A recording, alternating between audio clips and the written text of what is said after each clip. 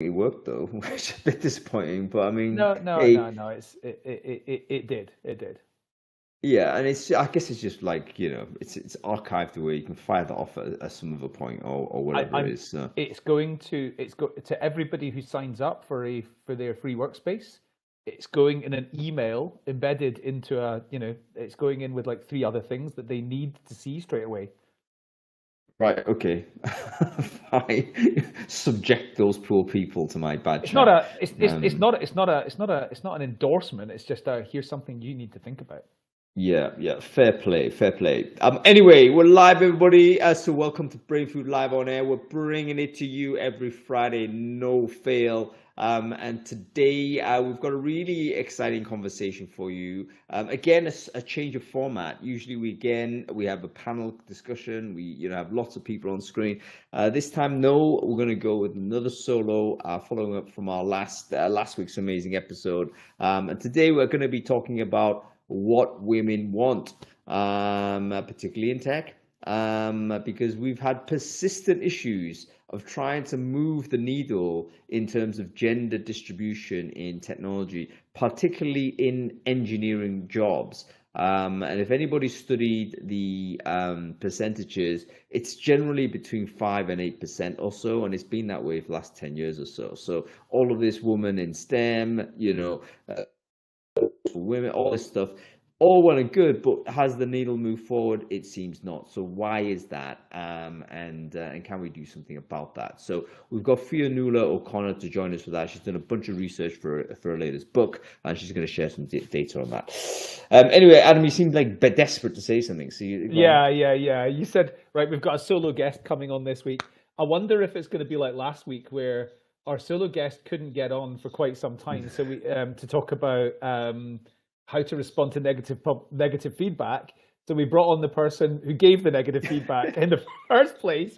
So if we can't get Fionnuala on to talk about what women want, should we be getting somebody? Is there somebody out there who's ready to talk about what women don't want, or what women can't get, or what men Yeah. want, or something like the absolute opposite of what it's about? Hands up in the crowd if you just do a walk on. There is, by the way, a new feature on Crowdcast which I'm a toggle away from allowing anybody to just walk on the screen. So that is actually possible. I might just flick that on as a basic thing, just as a bit of a laugh, see what happens. But Fionnuala is here, and we'll bring her on shortly. But before we get into it, let's do some sound checks, make sure everyone can hear us okay. Folks, if you're watching this on Crowdcast, just let me know in the comments whether the audio and visual is fine. We should be blasting this out on LinkedIn, Facebook, Twitter, everywhere where I can possibly do it. So if you're watching in any of those places, let me know whether the audio and visual is fine. I think we can see actually that we are good on LinkedIn, which is great stuff. Okay, folks, brilliant on that side. Good to see that everyone's listening. By the way, thank you so much for everyone who's also restreaming this show. I think that's including you, Adam Gordon. So if you're watching this on Adam Gordon's channel, big plus to you. But we've also got Rob Walker. We've also got Alexandra Givetvai. We've got I think Juliana Park is also live streaming. We've got a bunch of people that are just generally doing it for us. So get out there and let's spread the good news. Okay, let's give our sponsors a quick shout out as we always do. Folks, this week's sponsor is Greenhouse. They have been the most dedicated sponsor for Brain Food in 2023. They are stepping up yet again to say we want to support this show. Without our sponsors, we cannot run Brain Food Live on air, so we have to thank them for that. Greenhouse have been releasing some really interesting content on their website recently, so do make sure you check it out. I think this is actually open and not actually behind any registration wall. So jump onto Greenhouse if you want to look at things like talent maturity, if you want to look at interviews, if you want to look at sort of different ways in which you could get operationally more efficient. They're turning it into a really powerful resource. And of course, if you ever care about upgrading your ATS to something that's enterprise grade, go ahead and check out Greenhouse there. Okay, cool. Let's get on with it. Adam Gordon, good to see you again as usual. How have you been? How was your week? Actually, tell us a bit of your news. You might as well, give us an update on where we're at. Yeah. Okay. So launched our recruiter enablement workspace product. poetry on Wednesday, 1 week earlier than we had. In fact, Tuesday, sorry, 1 week earlier than we planned. 80 companies have come on so far and signed up for their free recruiter enablement workspace.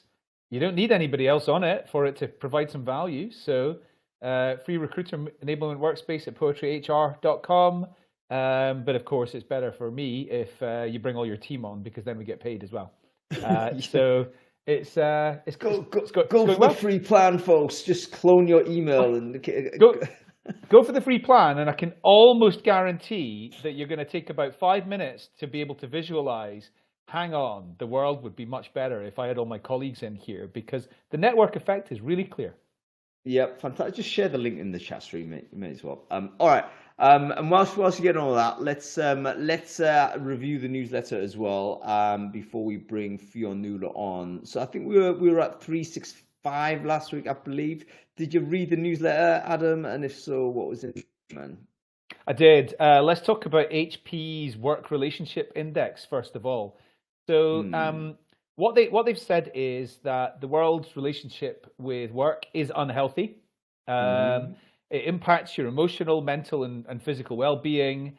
It is something which is bad for employers if you've got a bad relationship with work. And it's a big document. There's like 40 plus pages in there of information. So I think it's semi-academic, but it's also pretty easy to read. The difference between one country to another country is astounding.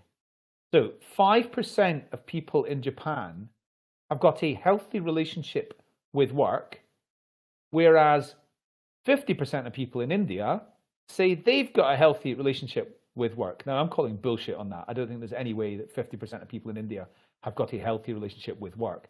But it's still, regardless of what number it actually is, it's still a lot more than Japan. Do you know what? There's regional variance, but it also tells us a little bit how we need to be very skeptical of anything that's like self-reported. Because we end up just making commentary. Like, firstly, different people, different cultures, different whatever are going to have different comfort levels of saying or answering those questions. And it doesn't, I don't think, accurately measures too much things. Having said that, we do also have to take them at face value. You know, if we've asked them what they feel and they've said they feel this, then okay, at least we know they have said they feel this. So yeah, there's huge regional variance, and one of the valuable things about the survey is that it is touching in different countries, and rather than just hyper focusing on one thing. So worth having a look see in all of those things. Sorry, I interrupted there. I was just going to say, like, the Western European and North American countries, there was a variance of between 20, like for Spain, up to, I think France was maybe 21, Germany's about 21. UK was 25, Canada was about 25, USA's 28. So there seems to be a bit of consistency in there from Western Europe and North America between 20 and 28%. But yeah, I mean, it's certainly bad for people and for industry that so few people have got a good relationship, a healthy relationship with work. And that could mean like overcommitment as well. So it's not necessarily toxic, but it may be that your relationship is unhealthy because you're putting so much in, and actually that's depleting your, you know, it's depleting your resources and stuff. Yeah, quite right, Ed. I want to try and set that up. Although the poll I think is already up there. I mean, I think it's a slightly different poll. But yeah. Oh, folks, whilst Ed's talking about polls, why don't you have a look at the poll on the right-hand side of your screen if you watch it on Crowdcast, and cast your vote in there. So basically the poll question is, do you factor in gender when putting together workplace cultural practices? Or is it just, you know, are you gender blind, basically? Or do you think, you know what, maybe we need to think about how women and men might want different things, and we need to design for that? So let me know, no judgment either way, what you think on the poll there, and we'll see where we go. I want to know what all the people voting yes are saying. Is that, yeah, absolutely, we do a lot of like football matches and golf days and stuff like that, because that's the main way that I've ever seen that work is a lot of men-centered activities. Yeah. Yeah, for sure. I mean, the drinks, the previous pre-COVID, the drinks after work is very blokey for sure. It's also very, for certain type of bloke as well. So it's certainly exclusionary to a large group of people, particularly women, I would say. But anyway, okay. Right. Worth reading that HP survey. Give us a couple more, mate. Yeah. So the next one, you said something using the phrase overworked or something like that. That brings me on to the next one. So a guy on Twitter talking about how he does his exec meetings on Sunday night and has done for 20 years. Apparently Tim Cook does this as well. I quote, "First, it saves you half a day. If you wait until Monday morning, say from 9 till 12, you've used 5% of the whole week on your exec meeting. By doing it Sunday night, everyone can start Monday morning fresh with a clear idea of where to focus." My response to that is, if that's the way you're thinking, why don't you make your team, let's say you've got a coal mine, why don't you make them go down the coal mine on the Sunday night as well, so that they're not wasting Monday morning? And like, let's just get them working 7 days a week. Why are they sleep? Why are they playing football? Get them down the coal mine. Like, All right, so I see you're broadly critical of the case, which, by the way, I think is fair. I think it's majority view probably is critical of this, but I do want you to read the thread, because he's not saying everybody do it. He's saying executives do that, and I thought he put together quite a compelling argument, because I think Mondays are always a shit show in terms of productivity. Because you come in, you open your inbox, it's complete mess, it's horrible, and it's like, you know what, nothing ever happens. It's the least productive day ever. We're talking execs only, so we're saying, hey, listen, if you've got a senior level team, do you want to get together, get your heads around that, get it all blasted out, and then just charge into Monday with full fire? What do you think? Anyway, I'm basically pro Sunday working, I'm trying to say. I mean, And you're different. You're your own boss. You're your own CEO, and like you're not bringing a team of people who have got their own lives together for your Sunday night like exec team meeting. But I have done it a couple of times in the last 2 years. There's been 3 or 4 times when I have been called into Sunday night exec meetings, which was not every Sunday, but it was occasionally, and there's something important that you need to do if it's happening on a Sunday, and I have valued that. I have thought it's useful, but not every Sunday night. That's just encroaching into somebody's personal space, no matter how much of an exec they are. The difference is if you're getting paid millions every year, or you've got millions worth of stock options or whatever it is, then your life probably does depend on it. yeah. And it is I probably number one of your priorities. Yeah, I think maybe here's the difference between are you a stakeholder, let's say. Let's say if you're a stakeholder in the business, like you're an equity owner of a significant level, then I think that's justified for the productivity reasons.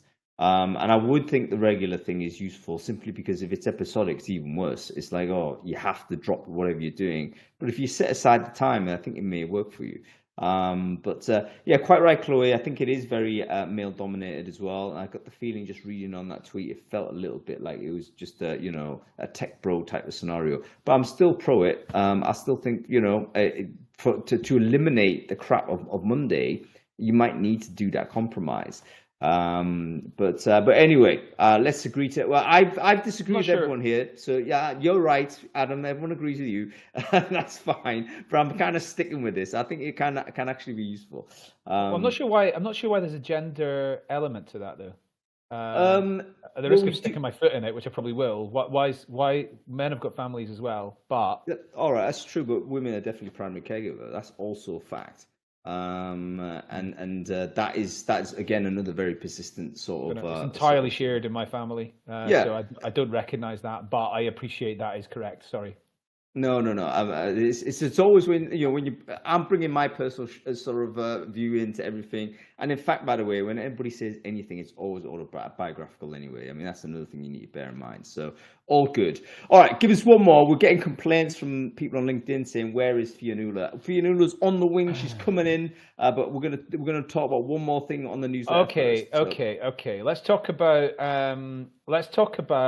the source code agency's sourcing metrics Bible document. That was great.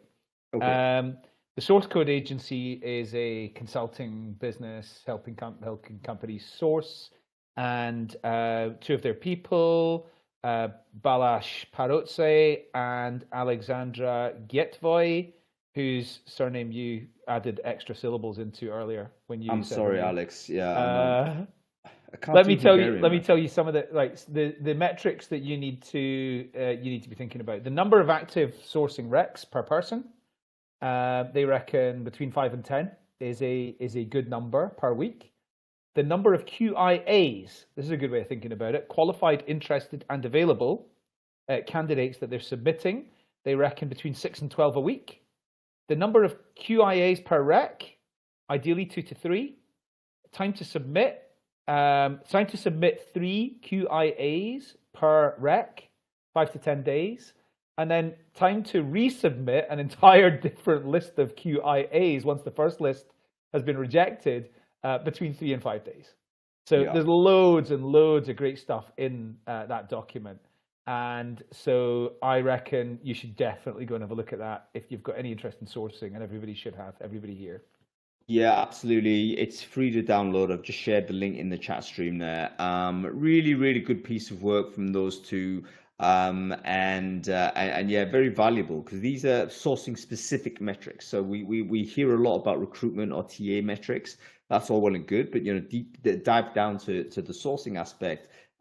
Do we have a set of metrics that can actually measure productivity and performance there? So I thought that was a really valuable document, very popular as well. So please take a look at it if you fancy that.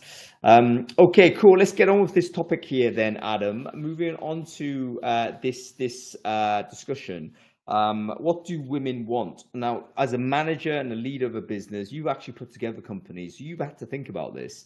Have you been conscious in designing your business practices, operating practices around women in a specific sense, or have you just thought, you know what, actually, it's not, it's pretty gender blind. We're going to make it inclusive for as many people as possible, but you haven't necessarily thought about women as a separate group to consider when you're putting together these practices. Can you share some of your experiences as a business owner and leader? Yeah, sure. I mean, my Candidate ID, and before that, Social Media Search, the biggest those companies ever were. Social Media Search was about 30 people. So I've never run companies with hundreds of people. And the answer is no. I haven't ever put anything in that is specific for thinking about women. However, I have not in either of these companies run a business where we've had like long hours culture, or where there has been if there's an emergency, you're looked down upon because you've got to get to a school to pick up your kid, or anything like that.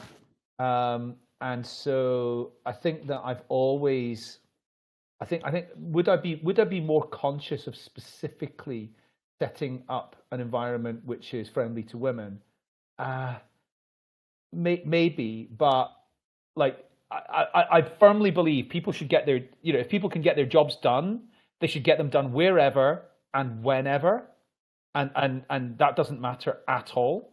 So there's yeah, I mean, that's my summary on that. I'm not a big expert in this subject, and I'm looking forward to learning from Fiona. Yeah, and I'm not that. Obviously, I'm not an expert either. But I am skeptical of the poll results here because everyone's saying, yeah, we do that. No, you don't. I think that's actually quite unusual because we're talking about being like very intentional in your thinking. And I'm just doubting that's 79%. That's a very high number. Or it could simply be we have a very progressive and open-minded, future-thinking group here in Crowdcast. So that's a possibility. I mean, it will be. There is a filter bubble around you here. Absolutely, the people who follow you are the people who certainly are the ones who want to understand how to do everything better, and that is not most people. That may be the case. All right, Fionnuala, I'm bringing you onto the screen. There should be a pop-up, which just accept that, and we should see you in a sec. So let's see what the research tells us on this. And by the way, this is specific to tech as well, so I'm sure a lot of the issues might be a kind of broader across sort of organizations, but what is it in particular about technology roles that create this situation? Fionnuala, wonderful to see you. Welcome to the show. For the people who don't know you, can you quickly introduce yourself? Who are you? What it is you do? Yeah, sure. I'm Fionnuala O'Connor, and I'm a woman in tech. And like most women in tech, that means I've done a lot of different things in tech. Right now, I'm a consultant to companies about using tech in ways that don't completely piss off your workforce or wreck your business model. I've also been a tech entrepreneur, using all sorts of clever deep learning and other stuff that if I was talking to an investor, I would call AI. But if I'm talking to real people like you, I'll just say, look, it's statistics and maths and an awful, awful, awful lot of iteration. And I've also worked for a big consulting company running their tech products. And like everybody, I'm addicted to tech myself, and I hate it, hate it, hate it. And that mishmash of experiences and, if you like, expertise is something that means I've got really interested in not just how tech works, but how tech is built and who's building the tech. And actually why, as Hung, you said at the beginning, we've, for the last at least 20 years, if anything, inclusion and diversity in tech in terms of gender has gone down, not up. And that's something that isn't happening in all kinds of other areas. Something is going wrong. And so quite recently, I did some research with another amazing woman in tech to find out, well, what is happening here? And actually, how can we fix it? And what we did is, you know, I've done in every bit of research I've done, I've been doing research for, God, about a quarter of a century now, is actually ask the people who are impacted. So we talked to over 400 women in 59 countries. I was thinking it was 60, but that was my mistake. I'd miscounted. Around the world, we've had them tell us, well, what's your experiences in tech? And also there are two other bits of research that I'm going to draw on much more, because that recent research is going to be coming out in the book. But the research that I can share pretty fully is, first of all, research I did when I was at Hay Group, big HR consultancy, where, you know, I was head of the tech product. So I actually got access to all their data on people that stretch back to the 1930s, if you can believe. And that, a lot of that was about how people are using technology, and also really understanding what is it that we can measure using tech and we can influence using tech with people. And then also I had a business called Matchpoint in the US, which was the tech startup I mentioned. And there we had a joint venture with a big psychometrics provider. We had access to all their data going back to 1947. That was, I think, 12 million individual records. And ourselves, we built up 8 million records. A lot of those were from people in the tech industry. So I've seen quite a lot about who's in tech, what works for them. And, you know, I'd love to talk to you more about particularly what works for women, and then also what women want and what you can just forget about and you needn't do anymore because it's not helping and it's a bit of a pain anyway. So, Thank you so much. To dive into sort of the what works, but let's put great on the context, and I think we need to spend just a bit more time on that, because it would be really useful to see exactly what sort of data that you've been able to get access to. By the way, I've just shared Fionnuala's LinkedIn on the chat stream there, so feel free to connect. Okay, so a lot of this data, when you say that all that historical stuff, can you tell us a little bit more about sort of what you mean by this? Are we talking about like numbers of hours that people are spending in office, or, you know, what am I looking at beyond, okay, this person was working in this space?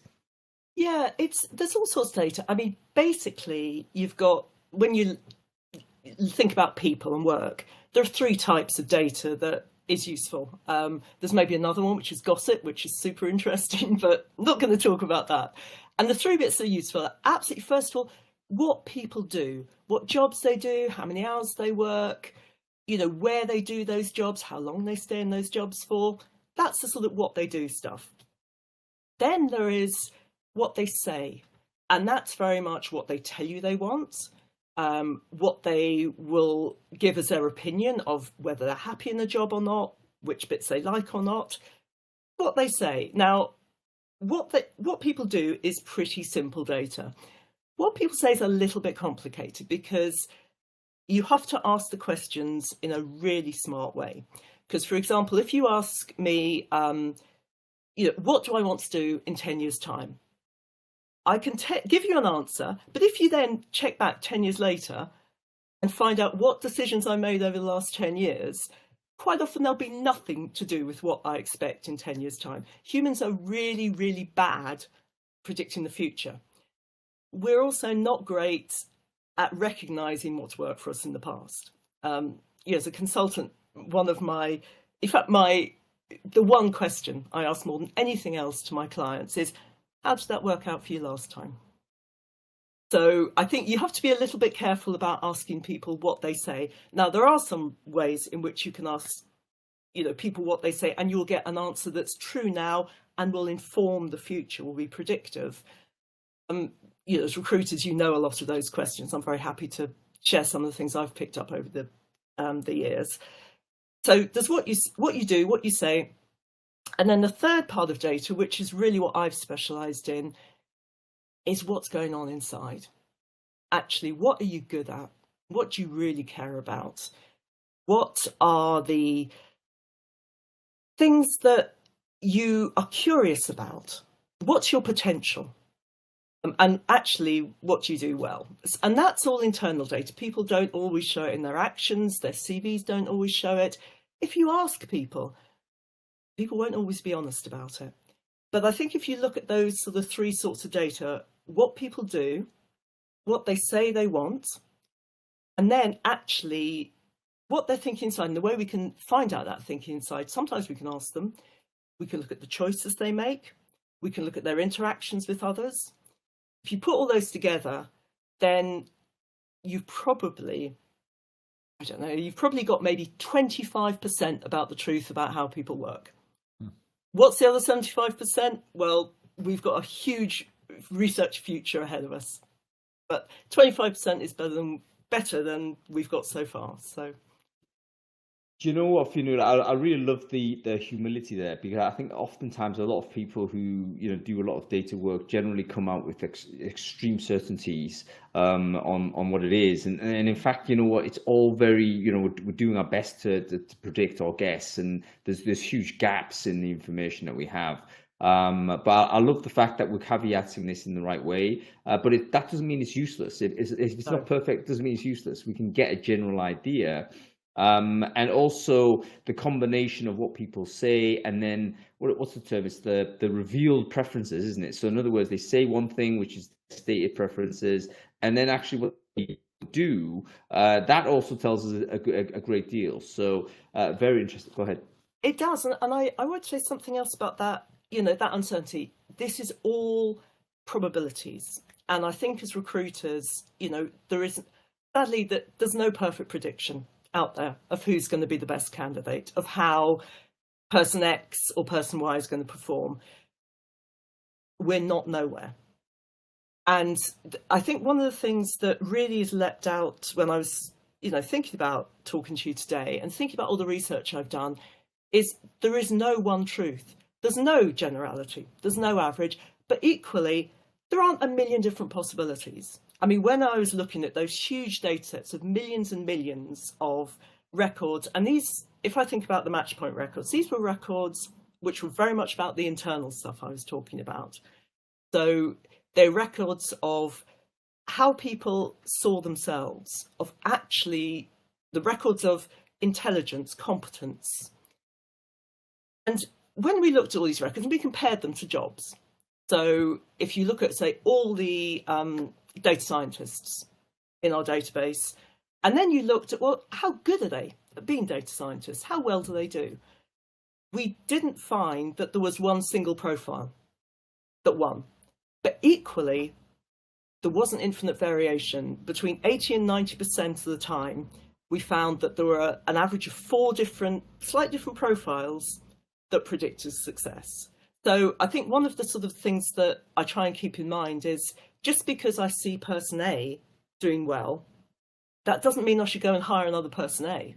It might be that exactly the right person I need is a person B, but it's probably not a person Z. So it's that sort of fuzzy logic, I guess, of there's no one answer, but equally we're not clueless. Yeah, And the I more love you that. can think about these things and talk about them, and actually sometimes just ask direct questions, the easier it is to get the answer that works. I love that. Okay, let's get into the topic on what women want in tech. Like, if I just asked you this question, you can give me 60-second answer. What's that going to be if you feel that? If I had a if I had a 3-word answer, it would be men to listen. If I have a 1-sentence answer, it's women want to be treated genuinely equally and recognised for what they do. If I have a bit more of a kind of a paragraph answer, I'd say that, right now we've got a situation where half the women who come into tech have left by the time they're 35.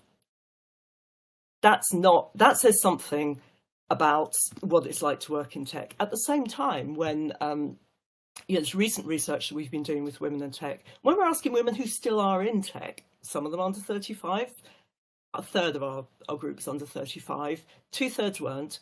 How happy are you with your career? How fulfilled do you feel right now? 2/3 answered positive, above average. Yeah, actually, I love working in tech. So I think there are quite a few. There is a problem, but at the same time, this is not an incompatibility of women and tech.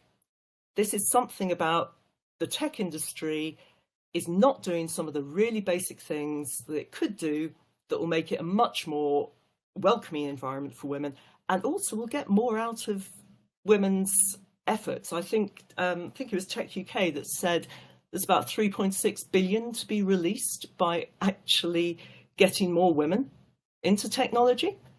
That's the opportunity size. Now, I think that was a UK only figure.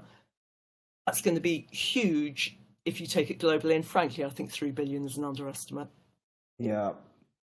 Fiona, can I ask, how does that compare with other industries? Because some of what you've just said, I feel like if you'd replace tech with manufacturing or construction or quite a lot of other industries, financial services, it might be there's a similar number of women of 35 and above who are no longer in that industry as well. Have you done any comparison across?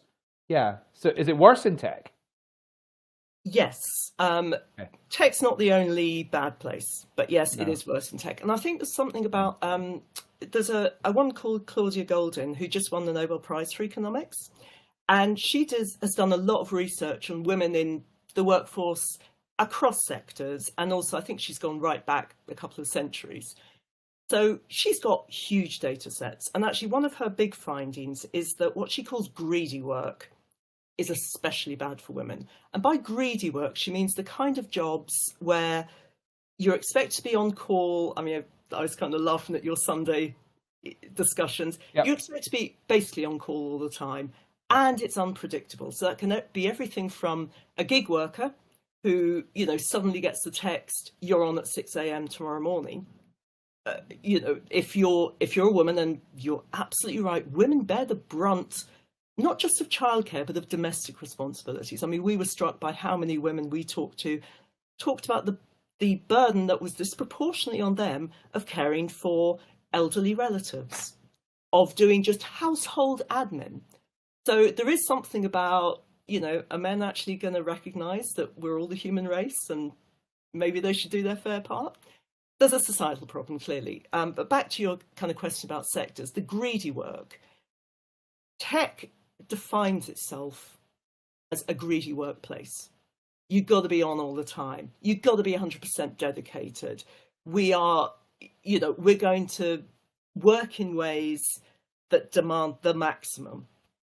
Now, when you look at other sectors, they used to be like that and they're not anymore. So I don't buy it that there's something. I mean, I've built tech, I've paid people to build tech, I've worked beside people who build tech.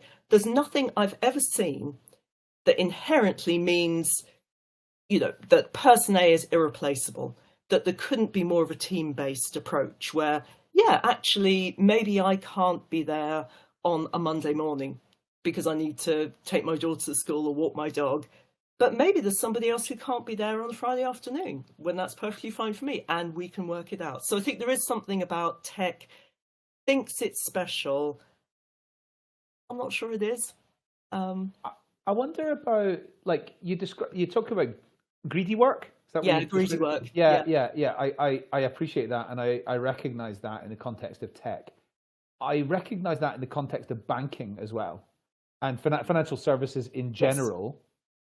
So I wonder if if banking and financial services has evolved better than tech. Is that because it's a more mature sort of industry, or? Yeah, I mean, it's part of that. And I think I would caution, because I think if you look at financial services, you have areas like asset management, where you have an awful lot of women, you have working practices that are very, very different from, say, crypto, to take another extreme. Now, why is that? What's inherently going on? And actually, a couple of things I think that are quite interesting. One is longevity. You're right. New industries don't tend to be the most inclusive for all kinds of good and bad reasons. Another thing that is in asset management, being good is really easy to assess. The numbers are very, very obvious. Whereas a lot of other financial services roles, it's not so easy to tell actually immediately and without any bias who are the high performers and who are the not. In areas where performance is very, very easy to assess consistently and accurately, women tend to do better. And there tends to be a recognition that actually somebody who has 5 children can still be the head of an asset management firm, for example, as just to take one example. So it's a bit of, I think there's been a lot of, I mean, in tech particularly, I hear the excuse time and time again, well, either there is a technical solution to this, we just need to fix the algorithm. Or I hear the answer, you know what, women, you got to step up. It's that you're not fitting in, a bit like the culture fit discussion. You're not fitting in with this culture. You're the ones who've got to change. And more than either of those two, I hear just what can we do about all these complex systemic structural problems? And actually, that's why my co-author, Patricia Gustoso, and I are writing this book, because absolutely we can fix these. These challenges have been fixed in other industries. They have been fixed in other contexts. Tech is not unique. And actually, tech can learn a lot from what's worked elsewhere in providing workplaces that attract more women, that retain more women, that actually get the most from the women they've got. I mean, one of the most shocking things from our research is how much value women have tried to contribute and has not been taken on. And as a business owner, that terrifies me. And I think other business owners should be equally terrified and should do something about it. Can I, before we start talking about like maybe some of your summaries of what the solutions might be and what you've learned from looking at other industries that have achieved better, is what you're talking about, have you done any research around like differences across the functional areas? So there's often big differences in the makeup of a go-to-market team versus an internal services team versus a tech team. They don't really look the same. They don't wear the same clothes. Is there any differences you've noticed? Are some of these better for women than others at this point, or not? It's really interesting because we did look at those differences, and we also looked at cultural difference. I mean, and I'm talking culture in the big sense, like a national sense, is it different being a data scientist in Saudi Arabia compared to Seattle compared to Stockport? So, and also, is it different at different levels of hierarchy?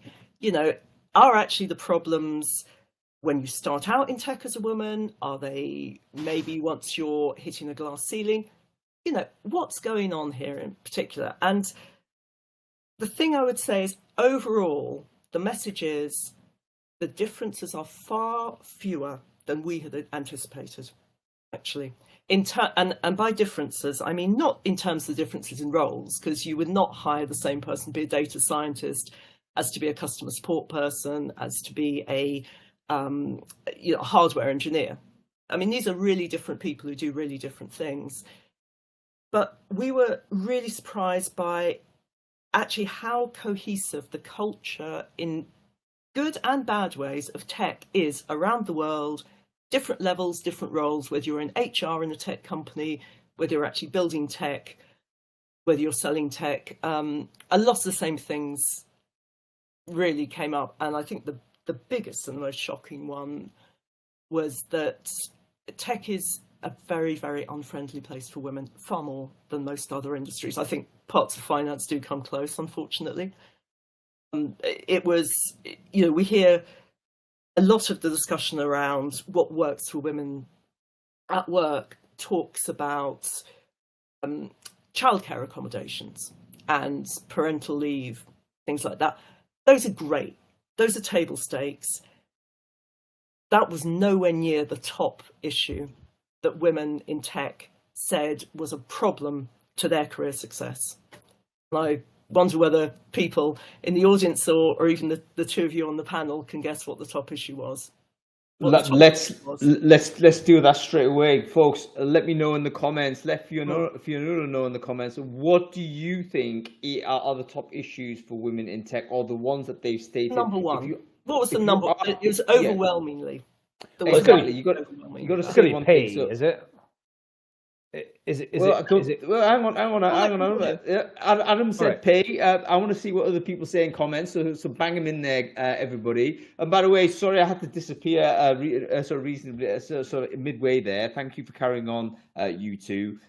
Just some internet issues, as usual. Okay, so got some really interesting things: lack of sponsorship, pay parity, imposter syndrome. What is it? Misogyny, direct, a hostility from men, I assume. And yeah, I'm not quite sure what Patricia is meaning there. Okay, that's simply because I got to read it. Macho culture. Okay, we're getting a lot of those things. I'm going to go for comp. I think it's comp. If it forced me into one thing, I'll say that. So Fiona, you want to put us out of our mystery? What was the number one thing? Anyone who answered misogyny. Really? Wow. And quite a few of the other answers, which were specific examples of how misogyny works. So you'd say respect is in there, macho culture, would you say? Macho culture, lack of recognition actually is an interesting one. And where pay does come in is there's an awful, we gather a lot of evidence and examples of women who are not getting equal pay for equal work. So, I mean, pay is so I think it's pay itself pays an indicator. Pays an indicator of value. Yeah. And particularly when you look at kind of what people feel about pay, people really care about pay in their immediate circle. So I will care far more about what the person next to me is being paid than I do about, a Fionnuala O'Connor who's sitting in Australia. And actually, there's a lot of evidence that women are not being paid the same for the same work in the same context. So yeah, that's where pay comes in. But pay is almost just a symptom of this.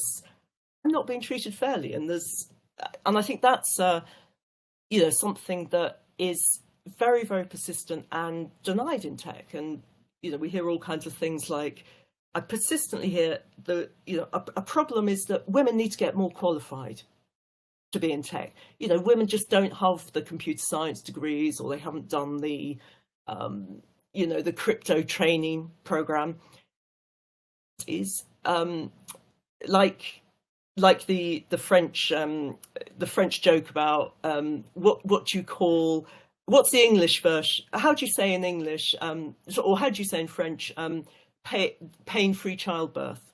And the answer is a lie. It is just a lie. There are, on average, women, there are if you look at women in tech compared to men in tech, women are 6% more likely to have a degree, and a graduate degree. If you look at senior women, they're 13% more qualified than the men. So, this message, well, we've got to be upskilling the girls. Yeah, sure. And we've got to be upskilling the boys. But the reason why there aren't women in tech is not because there's a lack of qualified women out there. Not entirely, at least. So tech, one thing that occurs to me is, compared to most other industries, I think tech is very high risk and high reward. If your company does well, it could create many, many millionaires inside the company. There's not many industries where that type of thing happens.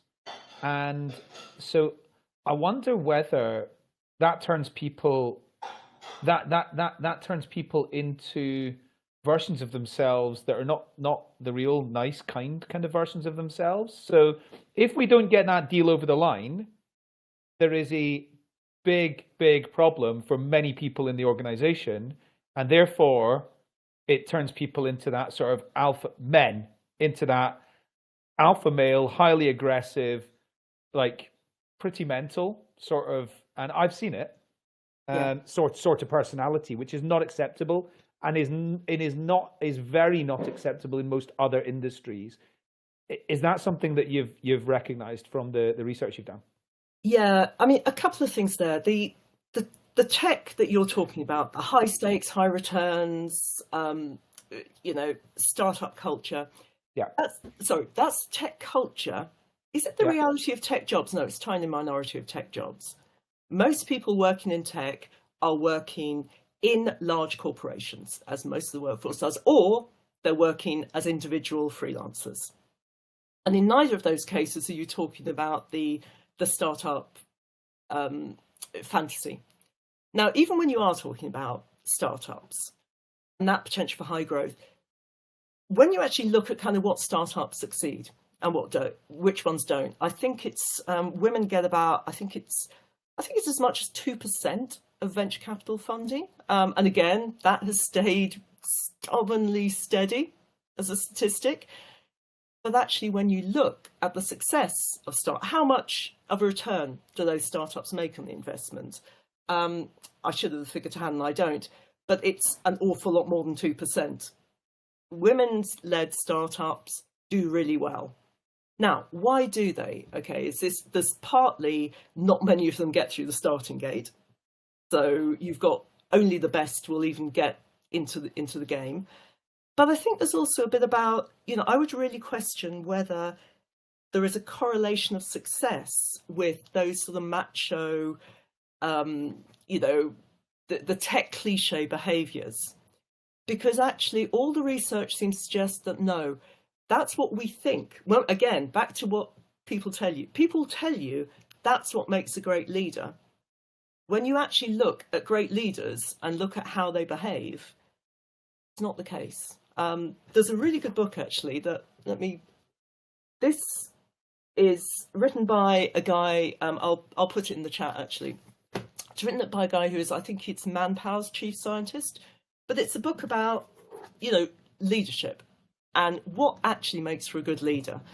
And his view is that the way that we get more women into leadership positions, and he talks a little bit about tech, but it's more a general book, is we just start looking at what actually makes a good leader. And if we do that, automatically, you'll find that roughly half of the leaders are women. And I think when you're looking at tech leadership and looking at successful tech unicorns, successful big tech companies, you see patterns of effective leadership that are very like the patterns elsewhere. Tech's not that special. And actually the myth of the wild genius who gets away with it because this is tech and is different, it's a myth like clapping for Tinkerbell.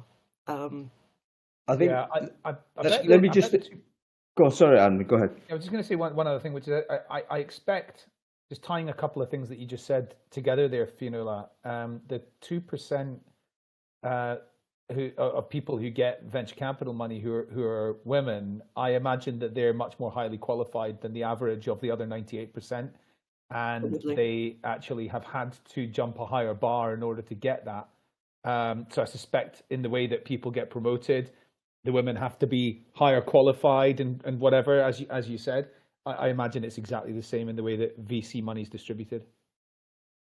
Yeah, I think it, and it's quite interesting. There was a study, which again, if people are interested, very happy to send you the links to, of the Swedish government has a venture capital kind of arm, and they recorded the pitch sessions, and also once the startups had left, the discussion about the pitches, and they looked at, well, what kind of language is being used about a female founder compared to a male founder.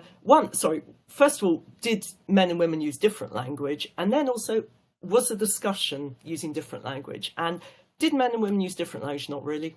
Actually, we all, when we're founders pitching, we all give the founder pitch stick. There was a huge difference in how those absolutely similar the statements were heard. So women would be I think she's a little unrealistic. A man would say the same thing. He's really ambitious. He really understands the opportunity. I mean, that's why I suppose my 3-word answer to what do women want is men to listen. On that note, I don't want to interject because this conversation is really good. However, we're running really fast to the end of the show, which I didn't even realize how fast we're going through this, which is evidence of how great this conversation has been so far. However, we need to take a mini break here, as we always do, because it's very, very important that everybody thinks of Brain Food Live as a conversation opening discourse, and we should never be a bottleneck for anything. But we do have to come off air in very short period of time. So if you've enjoyed this conversation to date and you want to continue the dialogue, please make sure you do so, even if we do come off air. And the way to do that is simply to expand the network of people that are watching the show. So grab your LinkedIn URL, just share it into the chat stream. If you're watching it on Crowdcast, if you're watching it on any of these LinkedIn sort of live streams that you're seeing it, whether it's Adam's, it's Joe McCarthy's, whether it's Juliana's, whatever it is that you're watching it, share your LinkedIn URL into the comment thread there and just simply connect with everyone who's done the same. Worst case scenario is you're going to walk away with this with 20, 30, 40, 50 connections that care about this topic, and then please go ahead and talk about it in your own time. Okay, cool. Fionnuala, we're going to have to move directly to recommendations. I'm sure there's a segment in your book, and I am hesitant to say, okay, don't spoil everything for us, but can you give us some general thoughts that have got you to say, you know what, if companies kind of did these 3 or 5 things, you would go a long way towards making your environment more welcoming and compatible for what women generally would want. What's your collection of thoughts there, Fionnuala?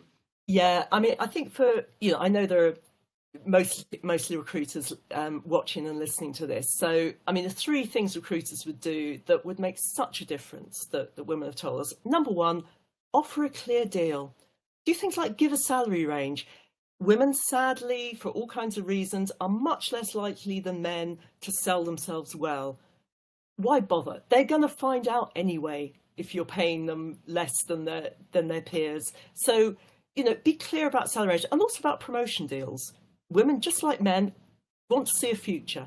So what's the kind of career structure? How are promotions decided? Offer a clear deal. Second thing, I think, back to my introduction about my typical squiggly female career, think about using skills-based hiring rather than the more traditional approach.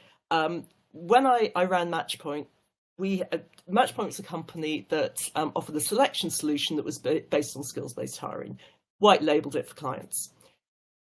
had the company 5 years, and during that time, we as part of the deal, we got data from all our clients on, well, how have our hires that you've made using our system, have they turned out? And also, how have your hires in general turned out? And skills-based hiring got 300% more high performers than the alternative. How do we know there's an alternative? Because every single company also used other hiring methods. So a big push for skills-based hiring, because as Tomas Chamorro-Premuzic says, that will actually equalize gender differences in terms of getting people in the door. And I think the third thing I'd say is be really, really aware of the ways that you're putting women off potentially. And that can be things like language, talk about culture add, not culture fit. There's lots of software, lots of advice out there on how to make your job applications, your job interviewing gender neutral. Level the playing field, look for the evidence.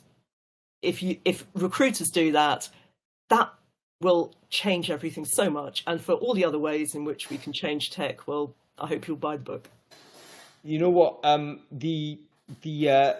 really like the fact that recruiters have got some practical input on this. Like, we're not passive actors into this story. And in fact, our job is, in fact, to ensure that the companies that we're representing have access to the best people and are building the best companies. So it's legitimately part of our task to do. So this is a key responsibility.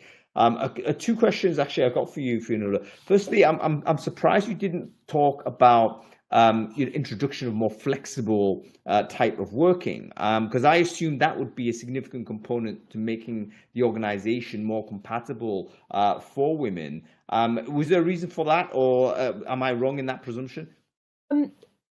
First, a couple of reasons. I didn't talk about that. One is that 88% of tech companies say they do that already. Again, this is a lie. But what exactly does flexible working mean? When all the women we talked to recently in tech, they were asking more for actually very tailored flexible working. Can we work it out together in the team? Got it. And I think that's a sign that generally, that I've found in other industries too. So I think rather than sort of one set policy that fits none, work it out. I think the other thing I'd say about flexible working is this isn't just for women. You will get better employees if you offer work that actually works for the people and works for the work. And that means some kind of flexible working. So I think, stopping the stupid is a great point, but I suppose I didn't feel that was particularly something for women. And I do think it's table stakes. Yeah, that's interesting though to say it's not the universal sort of treatment of what your concept of flexibility is, because people have different requirements. So can we create a culture which enables people to actually, talk about it and negotiate actually what works?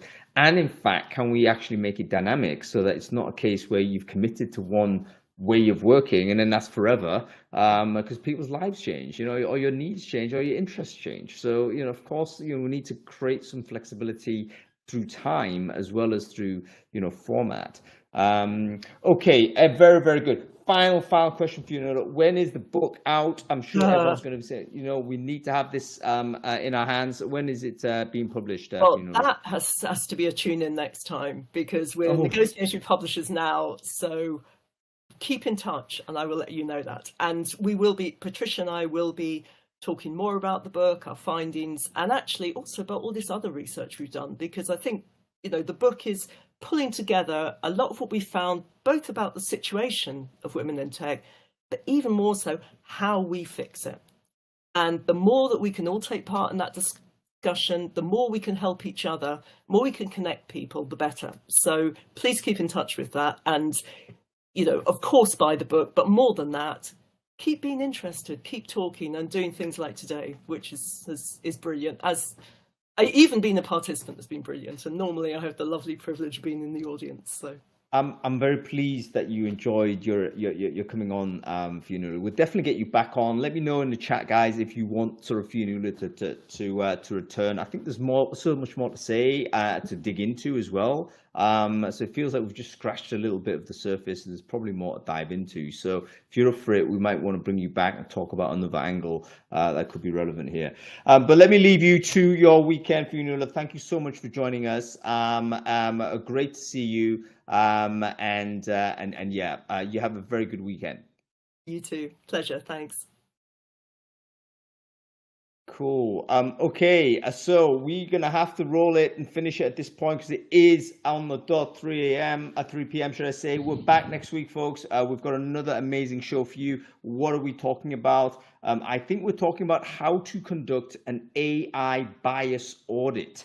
So if you're not aware of this, basically we have a situation whereby there's tons of regulations starting to roll in different parts of the world, in the US, in EU, in China, in all different places where they're saying, you know what, if you're using AI, you got to do it this way. Do we know anything about that? Answer is no. However, one of the things that we do need to get good at is understanding the lay of the land, general direction as to where this legislation is going. So I'm a big promoter of people using AI to get more efficient. Operational efficiency is a big component of what we do as recruiters. But at the same time, let's not do the stuff that we know is going to be kiboshed when these laws come into place. So how do we actually use AI ethically? How do we actually conduct an audit so that we can check whether our usage of AI is going to be compliant on today's rules and the rules that we're seeing that are going to be made law in 2024.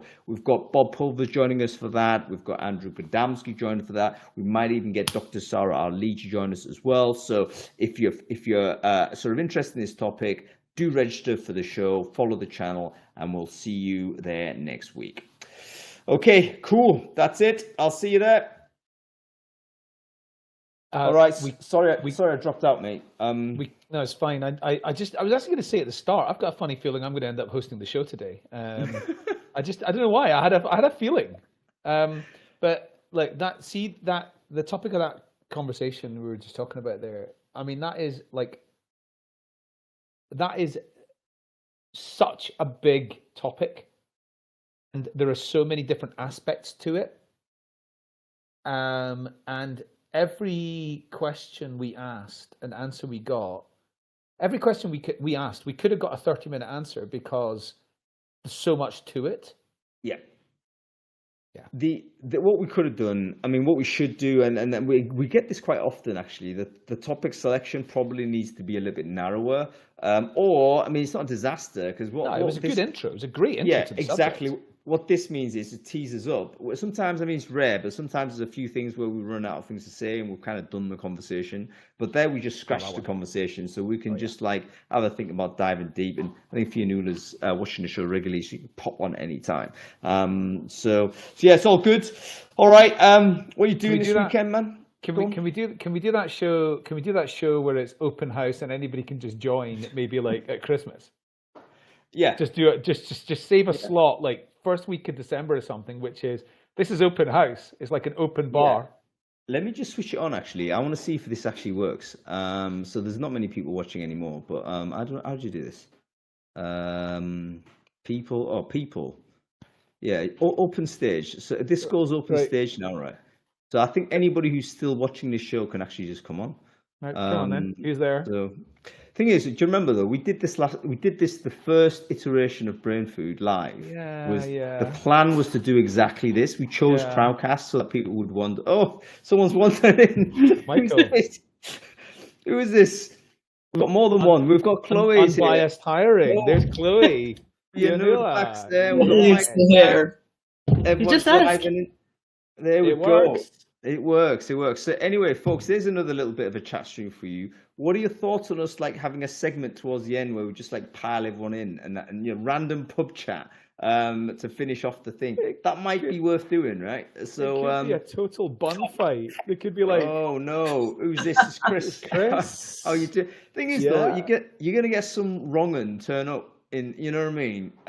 Not dressed for work, etc. There's a risk attached to this. There's, you know what I mean? Anyway, it's I think a good idea. I'm pleased people are popping in, and maybe we just put a segment towards the end where we say, you know what, you want to talk about this? Let's pile in and bring the crowd. Bring the crowd. We'll call it. We'll do it. All right. So much knowledge in that crowd, and actually, one of the frustrating things as a presenter is not being able to engage in the chat and follow the chat. And yeah, I'm definitely putting this on my CV as my brain food debut for the last 5 minutes. So. Do it. You brain food panelist. Absolutely. You've busted in uninvited, Chris. You've literally crashed it. Wait, he was invited. He was literally invited. You just invited him. No, but I love the fact he's just come on. I mean, I think this is what we need. We need people who are prepared to just, you know, everyone's watching a screen anyway. I'm pretty certain everyone's got webcam to the ready, so do we it can all during do the this. show. Yeah. So we'd maybe do a middle segment, like a middle eighth, and bring everyone on and, you know, boot them all off. All right, listen. What happens if there's 20 people and they're all shouting over each other? I actually nice don't know. problem to have. I think there is a limit on screen, but I don't know what that limit is, so we'll see. But anyway, listen, everyone's got to go. So thank you for joining. Great to see you, Chris. Great to see you, Fee. Adam, I'll see you later. Right, bye. And we'll see everyone next week. Okay, see you later. Bye.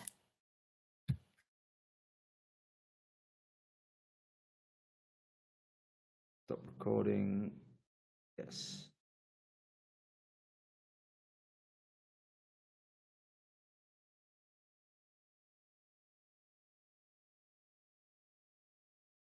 Oh.